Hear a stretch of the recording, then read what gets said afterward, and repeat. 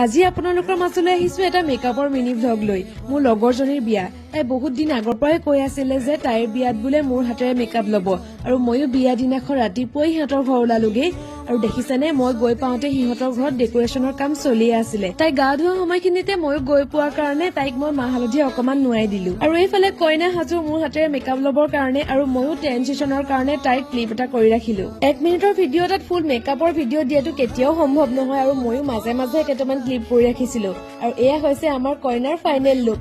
তাইক যে দেখিবলৈ বিৰাট মৰম লাগিছিল। আপোনালোকে কবচোন তাইক কেনেকুৱা লাগিছে আৰু এটা কমেন্ট কৰিবলৈ নাপাহৰিব। কইনাৰ মেকআপ কৰি শেষ হোৱাৰ পাছত আকৌ মই কৰিলো 3টা পাৰ্টি মেকআপ। এইফালে হৈছে আমাৰ কইনাৰ সখীয়েক যেতিয়াতো এটা স্পেচিয়েল লুক দিবই লাগিব আৰু এয়া হৈছে ছেকেণ্ডটো পাৰ্টি মেকআপ। তাইকো এটা স্পেচিয়েল লুক দিব চেষ্টা কৰিলো আৰু তিনিওজনীকে যে দেখিবলৈ খুব ধুনীয়া লাগিছিল আৰু লাষ্টত মই আজি কৰা গোটেই মেকআপ লুক গীটাৰে ফটো লগাই দিছো। কেনেকুৱা লাগিছে জনাব আৰু কমেন্ট এটা কৰিবলৈ নাপাহৰিব।